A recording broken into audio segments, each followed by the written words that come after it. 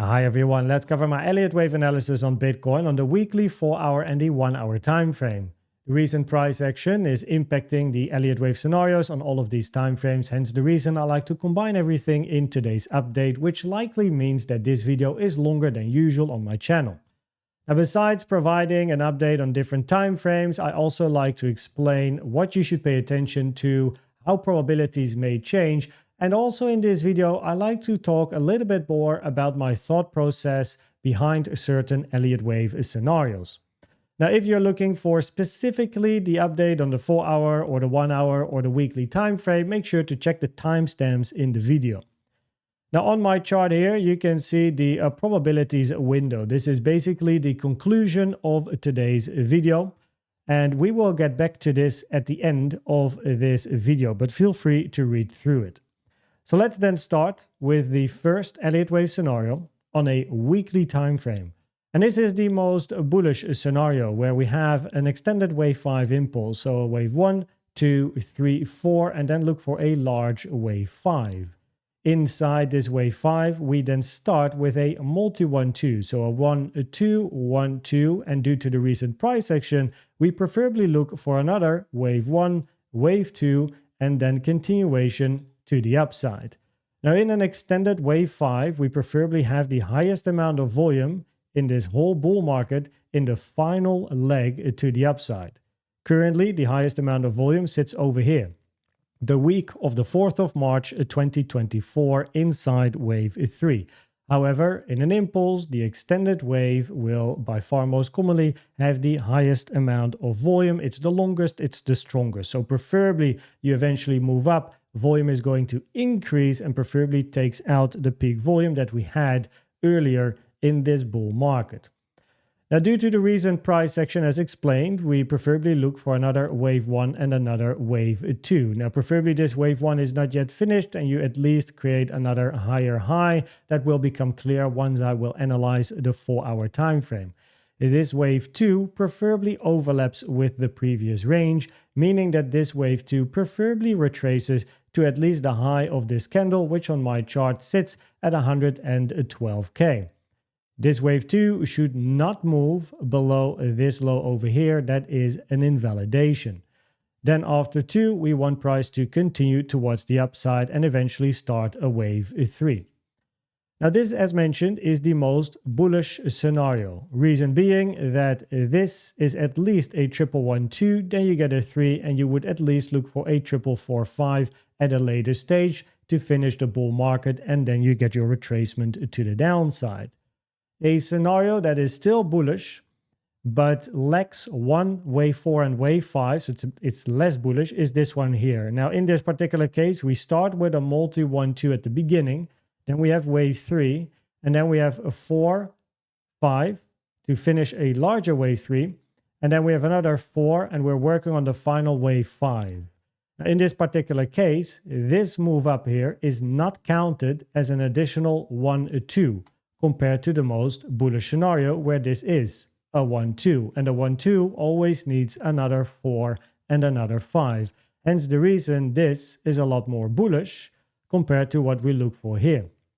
In this case, we have the same count locally, 1-2, 1-2 preferably, right? Based on local price action, we preferably get a 5-wave impulse then for a 1, get a 2, and then eventually a 3 towards the upside.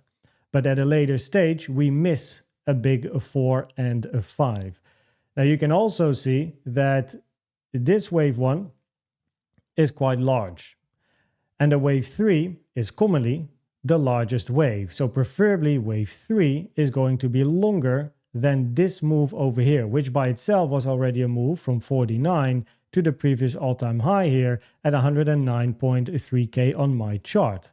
While in the less bullish scenario, this is not a wave 1 anymore. Now we only have this wave 1, meaning that this wave 3 can be a lot shorter in size and still be perfectly fine for this particular scenario. So in other words, this bullish scenario, right, will have lower targets compared to the extended wave. And the main difference, at least something that we should keep in mind, is the volume and the extensions, right? So how far price is pushing to the upside and what is the volume. Because in this scenario here, the less bullish scenario, price preferably moves up and volume declines, right? So we are not going to move above the peak volume that we had in the trend so far. And that is, of course, something that is the opposite in the most bullish scenario, where we like price to extend, right? We want to see big extensions to the upside, and we want to see big volume coming in, preferably taking out the previous volume peaks.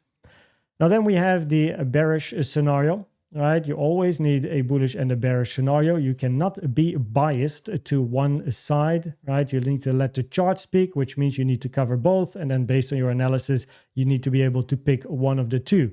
And the bearish scenario is quite simply a finished impulse to the upside. So in theory, the bull market is actually already finished. We have a 5-wave to the upside.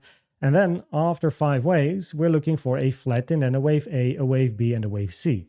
Now the common target for a wave B in a flat is this blue area here, the 1.236 to the 1.38 Fibonacci taken from the start to the end of your wave A, giving you an area between 119.7 and 126.6K. That is where we are at the moment. But mind you that wave B internally has to be a 3-wave structure, well, most commonly a zigzag or a multi-zigzag, right? So a zigzag family structure, like a double zigzag or a triple zigzag.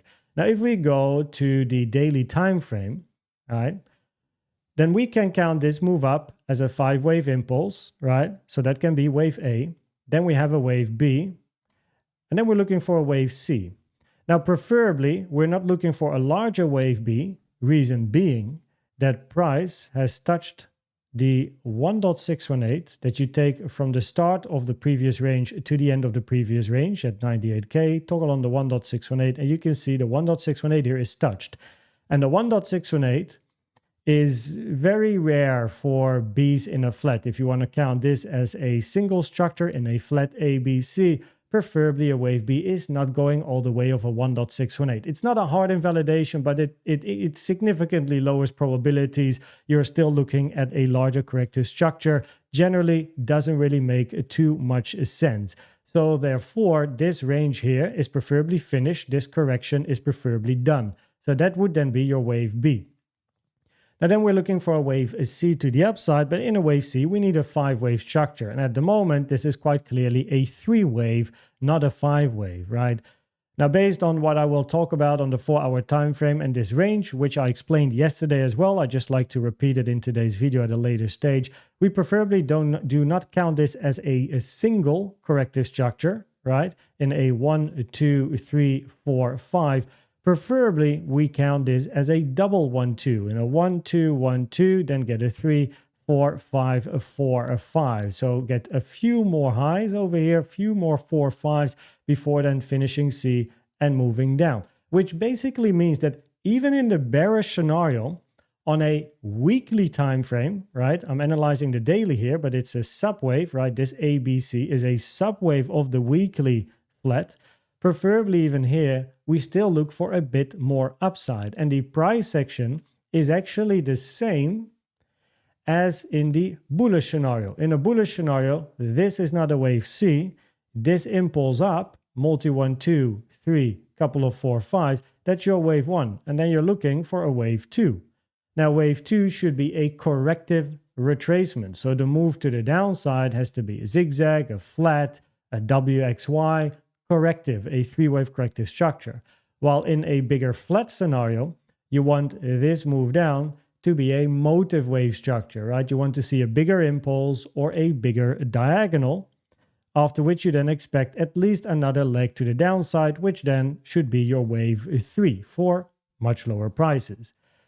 Now, alternatively, right, can you count this move to the upside as a WXY double zigzag, meaning that your W, that's your X, and then a wave Y. And in a wave Y, you're looking for a zigzag, meaning you would look for an A, B, and then a wave C to the upside inside wave Y. Now, even in a wave B, if we count this as A, B, C, preferably, once again, this whole range is not a single structure, and that's due to time and the 1.618 touch in the range, but I'll explain that later in the video on the 4-hour time frame, right? But preferably we do not count this as a single A, B, and a C. Preferably in an A, B, C, even in a Y, we get one additional 4 and one more 5 to the upside to at least take the high one more time, right? Instead of twice in the impulse scenario, right? Impulse would be 1, 2, 1, 2, 3, 4, 5, 4, 5, preferably taking it once more. While in a bearish scenario, we preferably take this high only once, not twice, right? But in a WXY, right, not talking about this now, but this move up has to be a zigzag structure, right? Now, the only way really to count this as a zigzag structure, I have to go to the 4 hour for this one, is to have a very long wave C, because you can see price moves up, we have a range up, range up, range up, right? So how do we count a zigzag, which should be a 5, a 3, a 5 wave structure, right? Well, then this has to be your wave A, this has to be your B, and then wave C is a 1, 2, 3, 4, 5 wave structure. Alternatively, you're doing it the other way around, where this is a 1, 2, 3, 4, and a 5, right? That's your wave A. Then you get a B and a C. Then your C is very small, right? Because wave A and C in a zigzag generally relate to one another in equality. So C equals A in like time and price. Commonly, C can be incredibly quick as well. I have many examples where C is a lot shorter, right? In time mainly, not necessarily in price, but in time. But if this is an ABC, then your wave C is very long, extending very, very far. We can take a trend-based fib from the start to the end of your A, to the end of your B over here, right? And you can see it moved easily beyond the 1.618, which basically means it increases probabilities for wave 3s compared to a wave C. So that would increase probabilities of an impulse, not an ABC. If we're looking at 1, 2, 3, 4, 5, A, this is B, and that's your C, then your wave C, of course, is very small. And we can take a trend-based fib from the start of A to the end of A, right? One of these highs, it doesn't even really matter, to like the end of your wave B. Toggle on the 0.618, which by itself is a rare target, uncommon target for a wave C. And we did not even get close to the 0.618 at 125. This move up had to move to 125, not the current move towards the upside. So you can see that makes life tricky. Now, alternatively, you might think 1, 2, 3, 4, right? Or 1, 2, 3, 4, 5. That's A. This is B. And then maybe somewhere there's a C in here. But this range is really large compared to what we have here. So counting this as a 2 and this as a 4, not very nice, right? Wave 4 is way longer compared to wave 2, right? It makes a lot more sense that this move up is 1, 2, 3, 4, 5. And that is where your correction eventually starts. So looking at the different options, there's not really a high probability simple zigzag ABC in this move towards the upside. It's all about probabilities, right? We can possibly count a WXY in here, but that's not relevant because you cannot have a WXY inside a wave W. And this literally comes from the mouth of Robert Prechter, as we spoke about this specifically during dinner in March when I was in America visiting Robert himself, right? And he's like the guy in Elliott Waves, the author of Elliott Wave Principle, which is seen as the Bible in Elliott Waves, basically. So you can't have a WXY inside a wave W. The moment you see someone do that, it's wrong, right? It is incorrect Elliott Wave analysis as per the theory. So therefore, W can only be a simple zigzag in a multi-zigzag structure. This over here, difficult to count as a simple zigzag, right? So basically, conclusion, in the bearish scenario, we preferably still see price take out that high at least once more, okay?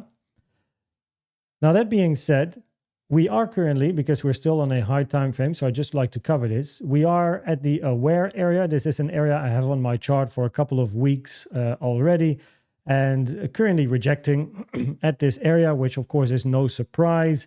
So the area is between 119.9 and 125.7.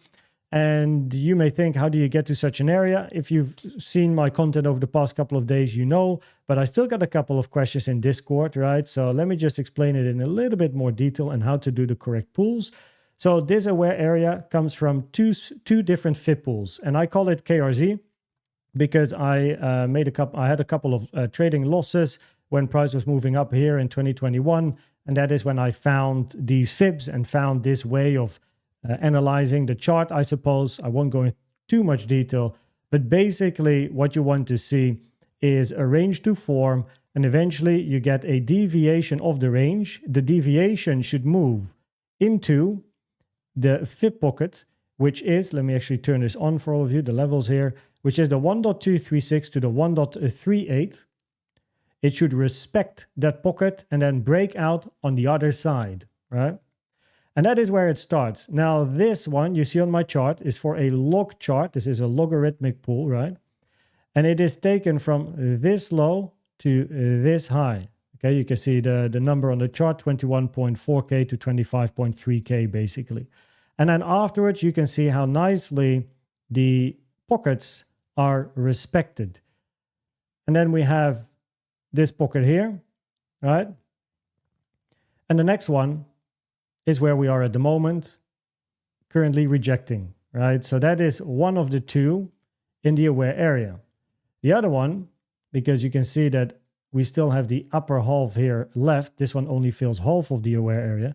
The other one is a fib pool on a linear chart, which is from the range over here that we had, 73 to 49. Again, a ranging structure. We get a deviation into the pocket and price breaks out on the opposite side. You can do this on any time frame, but preferably I do it on the high time frames. Now this one is pulled from this low to this high before the final leg to the downside. And then price moves to the upside, rejects, finds support here for a long period of time, right? Eventually moves down into this pocket, comes back up, rejection, breaks, next area, there we are, right? So the next area is inside the aware box. So this is currently where price is and where it's rejecting. It's an area of resistance on a weekly time frame. So no surprise, we see a little bit of a rejection. And then we get to the 4-hour time frame. And on a 4-hour time frame, the bullish scenario is what you see here on my chart. Now this 5-wave impulse, right, is relevant for both a wave 1 or a wave C, right? If we would look at the bearish scenario on a weekly time frame, you can count an impulse up here as both a wave 1 or a wave C. And the main difference is the retracement you get afterwards. A 2, or is it going to be motive? Because wave 2 has to be a corrective structure, while if bearish, you look for impulsive structures. Probabilities at the moment would be higher for the bulls, right? As per the probabilities at the beginning of the video, and I'll share it more at the end, because there's no reason yet to think that probabilities for the bears are higher. We need more information for this, right? But locally here, we have our wave 1, 2, 1, 2, 1, 2, right? Maybe there's another 1, 2 here, right? An additional one. Alternatively, this wave 2 ended somewhere here, where internally there's some corrective shenanigans. Wave 2 cannot be a triangle, but maybe some WXYs, whatever. But at least looking for a triple 1, 2, which also means a triple 4, 5. So we have 1, 2, 3, 4, 5. After 3, look for another wave 4 and another 5. After 3, another 4, another 5, right? This creates a grind at the end of the impulse. You start with a bit of a grinding structure, right? Same as yesterday, get a move up, end with a bit of a grinding structure. That is exactly what you like to see. That is most common. And I always like to show you this video, or this example. Here we have the same grinding structure upwards, lots of overlap, multi 1, 2, you get your 3, and then your overlapping 4s and your 5s. It is a very, very easy way of analyzing impulses, analyzing the chart without necessarily knowing all the ins and outs of Elliott Waves. And in my Bitcoin guide playlist in my Elliott Wave guide playlist on the YouTube channel, the first video, I go into detail into how to trade and approach Elliott Wave in the most simplistic way, which uses this theory. Now this wave 4 in validation is 112K. It's the 618 Fibonacci that is pulled from this to the current high. Right? I always like to use the 618 from the highest degree wave 2 because it's the safest in validation. And wave 4 of a higher degree tends to retrace to the price action of wave 4 of a lower degree, where price is now. We have wicked the lows here of the range. Preferably, you don't really move into the gap over here, right? But the hard invalidation is 112. We are currently at support though. Here you can see a daily naked point of control at 116,650. And we do have, and it's definitely a level I keep in mind, we do have support still here at 115. So okay, I can accept 115, but moving below this, I don't really have any levels anymore, any horizontal support till basically you get back into this area here. Because if I open up my levels, which is done now, you can see that sure, we have some support here, we are at support, but below 115, there's a gap till eventually 108. Right? So preferably, you're not going to move below the daily naked, or at least lose the daily naked point of control. Of course, you can wick below and whatnot, but you don't want to lose it and then retest it bearish, right? So in this case, we want wave 4 to be a corrective structure. More about that when I talk about the 1 hour time frame, which is this specific move to the downside. Okay, so this is the bullish scenario, right? At the moment, that one is a primary. And then we have the bearish scenario where we preferably see one more high. So A, B, 1, 2, 3, 4, 5 in a wave C. Bullish scenario, another 4, 5. Bearish scenario, that's the end, and then you drop. Now, the reason why, preferably even in the bearish scenario, I look at this is because I don't like to count this range as a single corrective structure, right? So doing this basically. And I covered this in a recent video, I think yesterday, but just to summarize, if this, all of this, is either a single wave 2 or a wave B in the bearish scenario, it first of all is quite long. We take a fib time from the start to the end of wave A. Wave A has to end over here at this high, by the way, right? And that is due to a channeling, first of all, just simple wave 5, right? 1, 2, 3, 4, 5 wave structure. But also if you take a channel from the start of 1 to the end of 2 to the end of wave 1, this is a base channel. I have a video about the base channel in the playlist on my channel, which is the What Traders Should Know playlist on my channel, right? And I cover multiple channels. But this channel, right, is a base channel. And once the lower trend line of the base channel here is broken, you preferably have a finished impulse, right? You're not looking at this high to be the high of a wave A. So therefore, that's preferably the end of your A. So we take a fib time from the start to the end of the impulse to the upside. And we can see that then a wave B, or alternatively your wave 2, would end all the way here at about a 4 fib time, which starts to be quite long, especially for 2s, right? It would be more common for corrective structures than impulsive ones, but it is getting quite long, right? A 1 or 2 fib time, that's fine. A 3, okay, that's still fine. But moving into the 4, 5, 6 fib times, not great. And something that is maybe more important is that if we want this to be a corrective structure, a single structure, this is your first, which then is quite clearly a flat structure. You take the high and you move down, right? A, B, C. So that has to be your wave W, right? Or your wave A. Then you have your second move up and then eventually your next range. But this move up either has to be wave X or a wave B, right? And if we then take a fib from the start to the end of the first structure, your W or your wave A, then your X or B touched, there you go again, the 1.618. And as per the weekly time frame analysis, right, it's the same here. Preferably your wave B, neither your wave X, is touching the 1.618 as it significantly reduces the probabilities you're looking at that high, or in other words, this move, to be part of a bigger corrective structure that starts over here, right? Preferably it's not the case because you touch the 1.618, which is definitely far from preferred, right? It really, really lowers the probabilities that all of this is a single corrective structure, and it makes a lot more sense. It's a double structure. So there's two things going on here. It's not a single correction. It's a move, another impulsive structure in that case, and another correction. So you have a double corrective structure in here instead of a single corrective structure, both B or multi 1-2, right? So therefore, preferably in the bearish scenario here, we would look at this as a 1, 2, 3, 4, 5, where preferably we get a range in 4, right? Now this invalidation will be a little higher as you now take it from a higher low. So the 0.618 in this case is 113.4, right? Let me actually move this in my folder here. And then you move up in your wave 5. Now, if price then moves to the downside, then there's two scenarios that we can keep in mind on a higher time frame, right? Either a diagonal, where this move up is counted as a WXY, that's your 1, WXY, that's your 2, ABC, that's your 3. Look for a zigzag family structure in 4 and a zigzag family structure in a wave 5. Possibly the end of your bull market, right? And then price moves down. Alternatively, this is part of a flat, right? So after wave C, move to the downside in a flat structure, either on the weekly time frame, which is your bearish scenario, where you have your wave A, your wave B, and your wave C, right? Mind you that on a weekly time frame, we don't want price to touch 138.7K.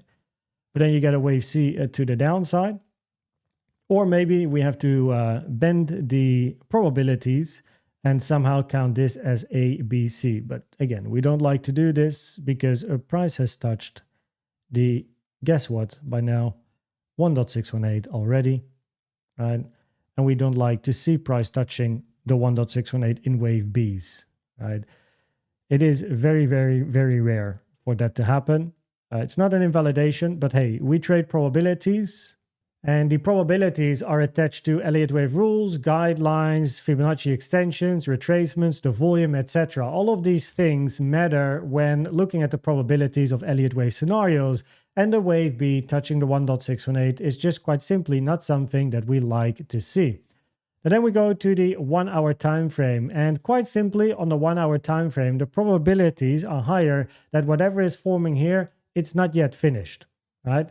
And that is because the move to the downside at the moment is a 5-wave swing to the downside on a 1 hour time frame.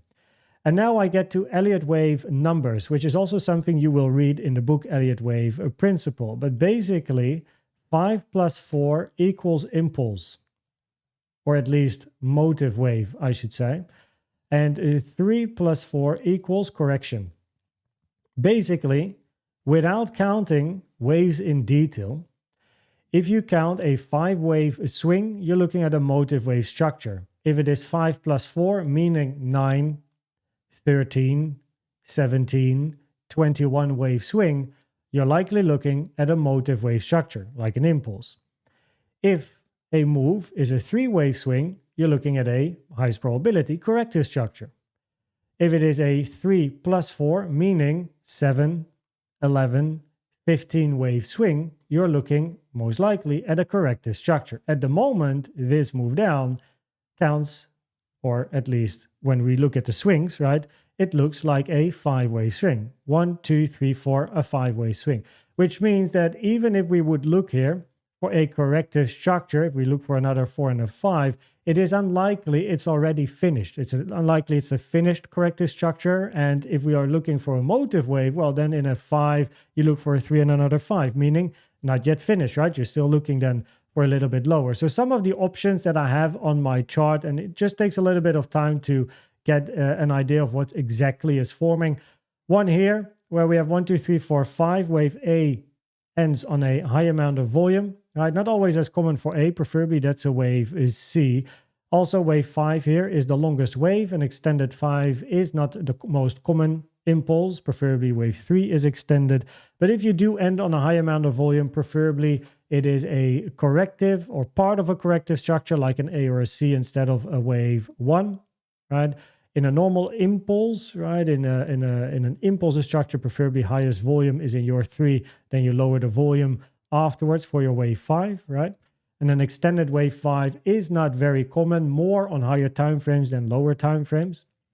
Now here you would look then for a B and a C, meaning more patience expected, right? The move to the upside has to be a 3-wave corrective structure, and then you still look for another leg down to then take out the low.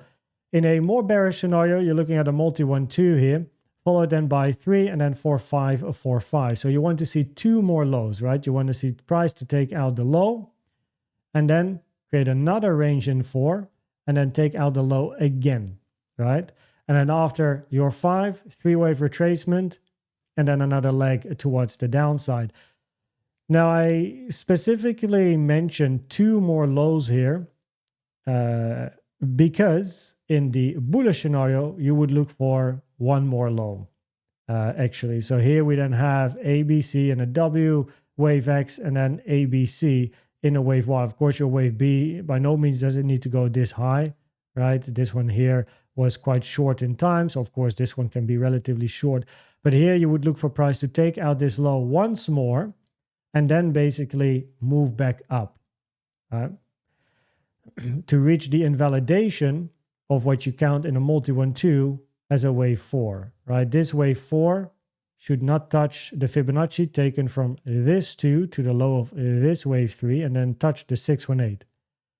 So if price would move down once, right, and then moves up, right, that supports the bulls compared to the bears, okay? But these are some of the scenarios I keep an eye on. And as you can see, in all cases, it's unlikely to be finished, right?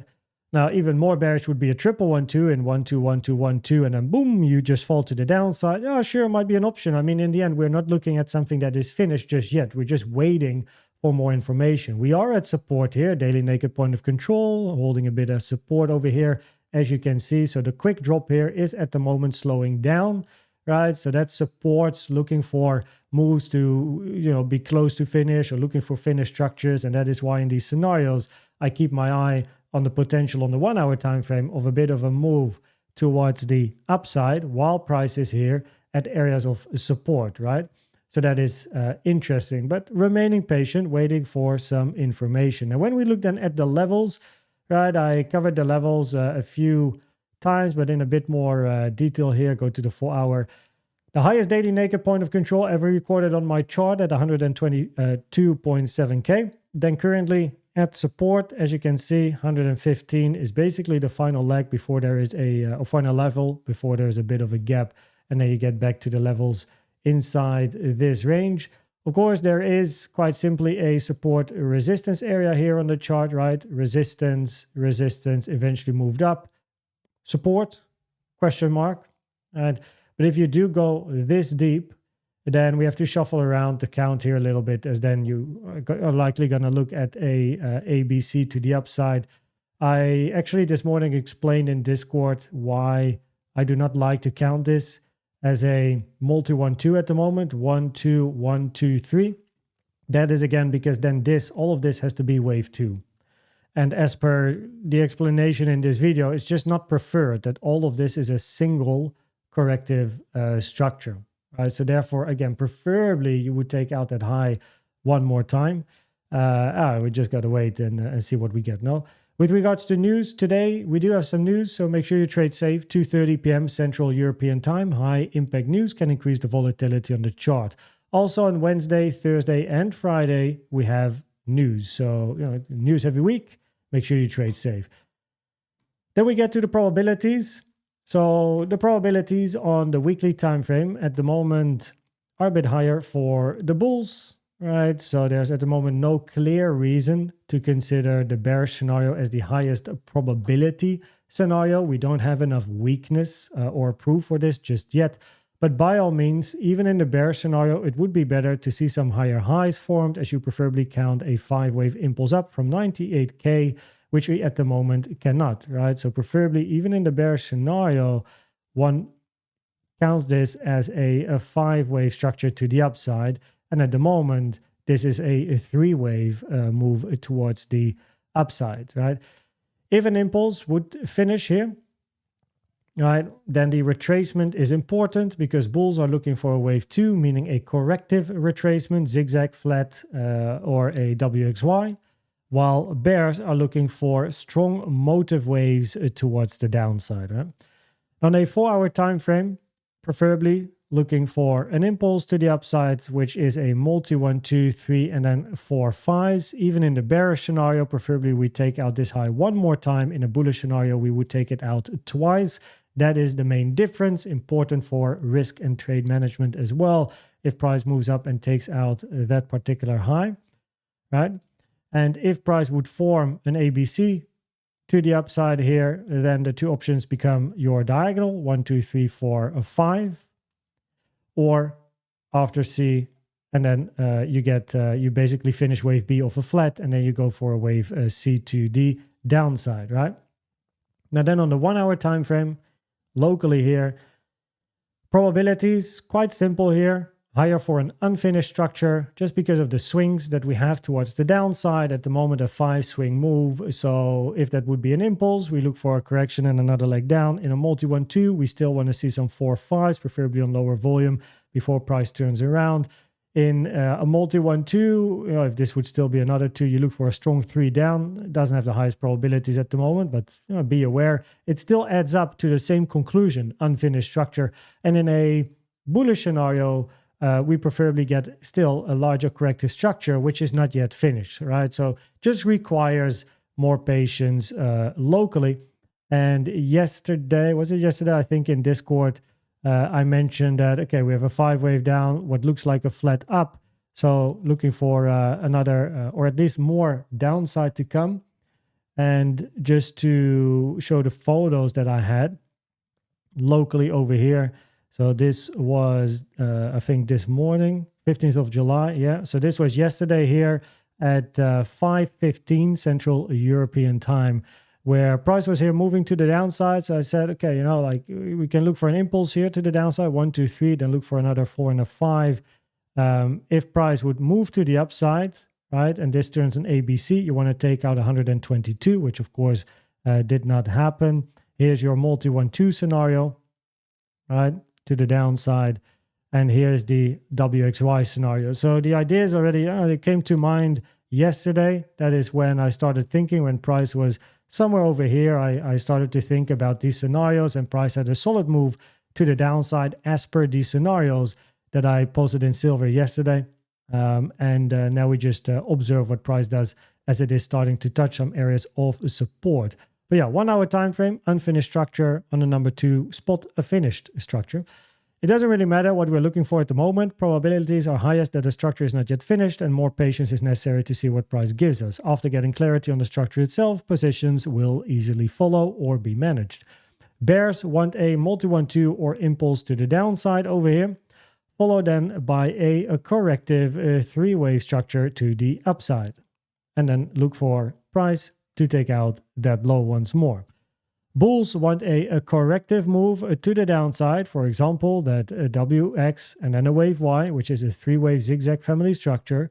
And then we want to see a motive wave or motive waves to the upside, right? So we want to see a 5 followed by a 3, another 5 followed by a 3, etc. Right? You want to see a motive wave up. Of course, a single impulse, 1, 2, 3, 4, 5, correction and continuation, right? So you want to see 5 waves up, 3 waves down, 5 up, 3 down.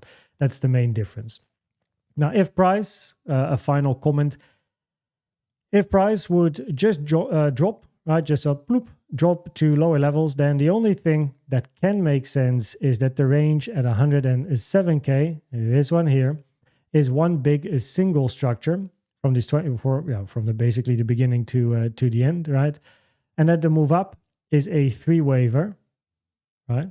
Either, again, in then a wave B of a flat or wave 3 of a diagonal.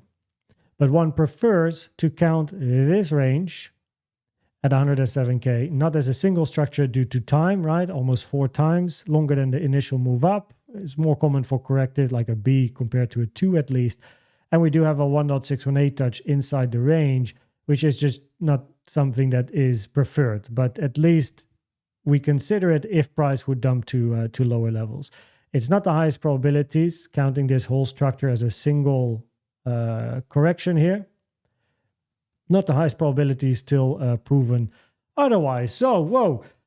Thank you for sticking with me these 40 minutes. Hopefully you found this video valuable. A lot has been shared, not only about Elliott Wave scenarios, but also some of the details, the thought process of certain scenarios, some educational value as well with the Elliott Wave numbers and some other stuff. So hopefully you found this video very valuable, not only as an update, but just as, I suppose, a more general educational video while providing an update as well. So that being said, I hope this video was helpful or valuable to you. On the left, you see a video on the simplest way to use and trade Elliott Waves without even counting. I really recommend that one. And on the right is the Elliott Wave educational playlist to help you understand more about Elliott Waves. Thanks for watching and subscribing, and I hope to see you at the next one. Bye bye.